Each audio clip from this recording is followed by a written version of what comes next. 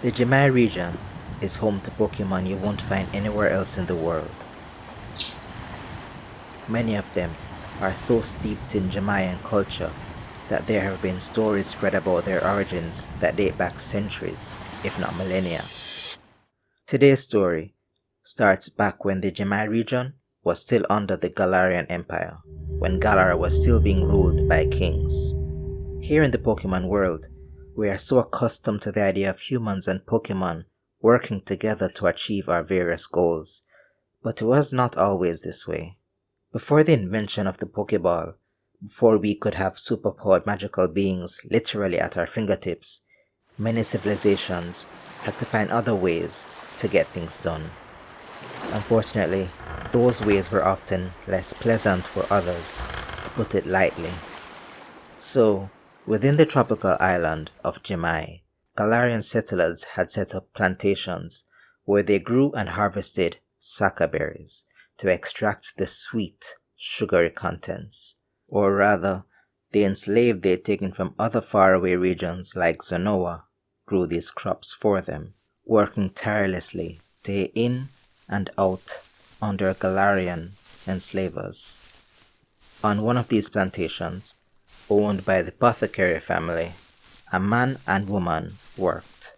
Kojo and Sally were their names, and they were in love. Of course, the Apothecary family, like all plantation owners, didn't care about the feelings of their property.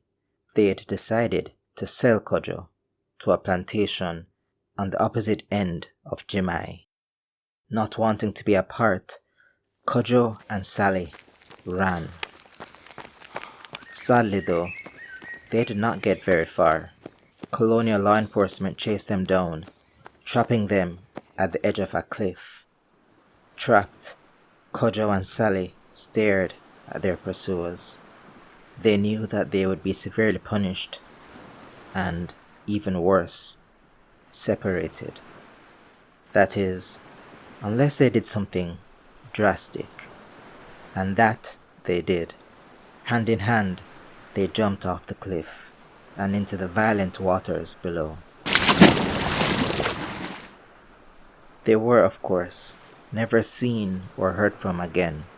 Or perhaps they were. You see, shortly after their fateful deaths, never before seen Pokemon started appearing around this cliff. One was called Splashon, an all-male ghost and water-type Pokemon species, and Bluffall, an all-female ghost and rock-type Pokemon species. There have been stories of these Pokemon sabotaging the Apothecary plantation and even other nearby plantations, destroying tools, liberating the enslaved, killing sakaberry trees. To this day, you can still see Splashon and Bluffall pairs floating around this cliff, which was named Couples Cliff in honor of Kojo and Sally's love, bravery, and resistance.